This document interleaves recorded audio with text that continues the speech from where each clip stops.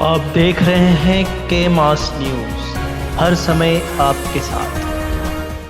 नमस्कार, आप देख रहे हैं के मास न्यूज। मैं हूं राम सुंदर।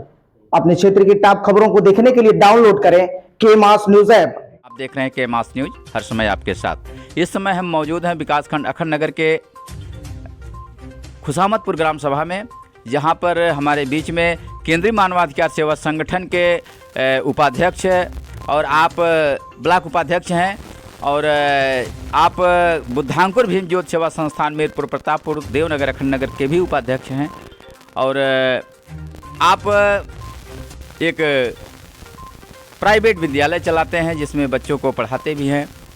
आप एक सामाजिक कार्यकर्ता भी हैं।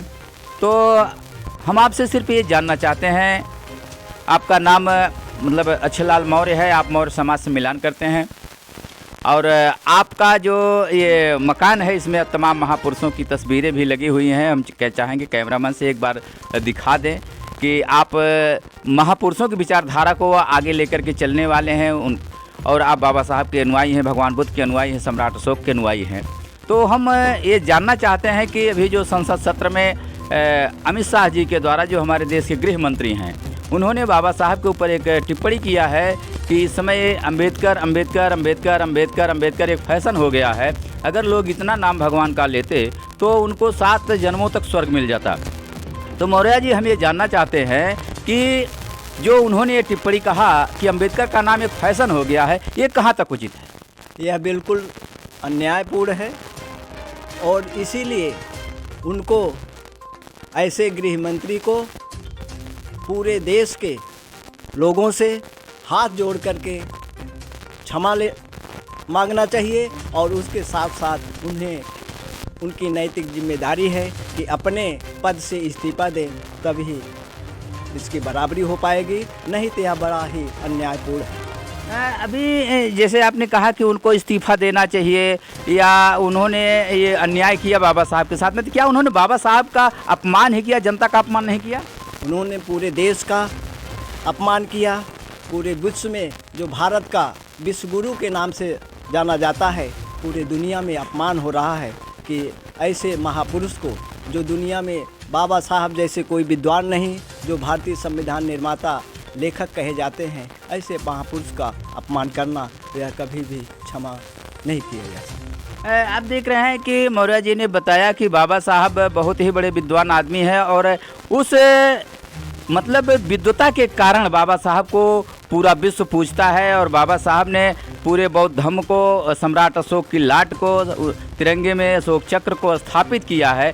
यानी एक तरफ से ये कहें कि उन्होंने सम्राट अशोक को पुनः जीवित करके और मौर्य समाज को एक सम्मानित पद दिया है।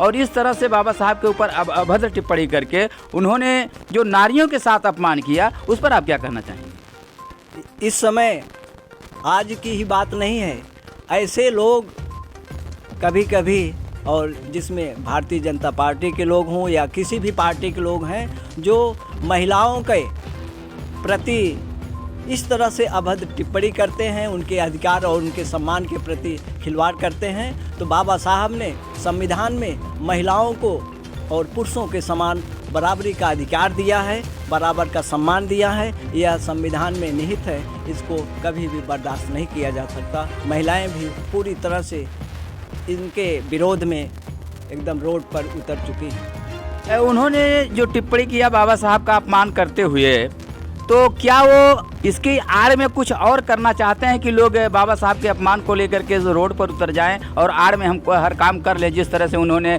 मंदिर निर्माण में किया था कोरोना ला करके और मंदिर का निर्माण आड़ में हो गया, क्या इसी तरह से कोई नया कांड तो नहीं करने वाले हैं? बिल्कुल, शीत सत्र जब चला तभी से इन लोगों का यही है कि एक चुनाव, एक देश, एक चुनाव, इन्हीं सब चीज़ों का विपक्ष भरपूर विरोध कर रहा है और ये सोचे कि आपस में जनता जो है इधर उधर भटक जाएगी तो हम इसका संशोधन करके एक चुनाव और एक देश का अनुपालन करा लेंगे, लेकिन इसका कभी भी सफलता उनको नहीं मिलेगी। यानी कि वो एक देश एक चुनाव को लागू करने के लिए बाबा साहब के अभद्र टिप्पणी करके इस मिशन को भटकाना चाहते हैं कि लोग इधर ना जाएं, उनका ध्यान दूसरी तरफ चला जाए। हाँ बिल्कुल यही। अरे ये बड़े झूठे लोग हैं कि एक अच्छे कार्य को दबाने के लिए उससे कई गुना झूठा बोल करके अब और पूरे देश को गुमराह अशांति पैदा करके सबको जो है अपमानित करते हैं। अभी आपने मौर्य जी के विचारों को सुना। मौर्य जी ने बताया कि ये बहुत ही झूठे लोग हैं, गड़बड़ लोग हैं। ये किसी कार्य को करने के लिए दूसरा कार्य डाल करके लोगों को डाइवर्ट कर देते हैं और अपना काम बना लेते हैं और लोगों को गुमराह कर देते हैं। तो क्या इस टिप्पणी पर अमित शाह को माफ़ी मांगनी चाहिए या इस्तीफा देना चाहिए? बिल्कुल माफ़ी भी मांगे और पूरे देश के जिस पद पर हैं, गृह मंत्री के पद पर हैं, इस्तीफा दें, तब उसके बाद ही शांति होगी। अन्यथा या नौजवान, महिला, पुरुष सभी कहीं न कहीं प्रधानमंत्री नरेंद्र मोदी जी भी अमित शाह के पक्ष में बयान दे रहे हैं, उनको बचाने का प्रयास कर रहे हैं। क्या उचित है? बिल्कुल, प्रधानमंत्री तो बहुत नाटकी हैं। प्रधानमंत्री के द्वारा ही ऐसा कहा जा रहा है कि दूर जा कर के कि वह तो उन्होंने गलती किया नहीं, यह कराई गई। इस तरह से उनको बचाने का बार बार पूरा प्रयास कर रहे हैं। 2 दिन के बाद सऊदी अरब से आए हैं। अब देखिए आज क्या बोले होंगे, शाम को न्यूज़ में आएगा। आप देख रहे हैं कि हमारे जो प्रधानमंत्री हैं माननीय नरेंद्र मोदी जी जब विदेश में जाते हैं तो कहते हैं मैं बुद्ध और अम्बेडकर की धरती से आया हूं, और यहां पर आने के बाद उन्हीं के गृह मंत्री द्वारा बाबा साहब का अपमान होता है। इस पर आपके क्या विचार हैं, जनता की क्या राय है? आप देखते रहिए केमास न्यूज़। हमारे केमास न्यूज़ को देखने के लिए टाइप करें www.kemasnews.com या डाउनलोड करें केमास न्यूज़ ऐप।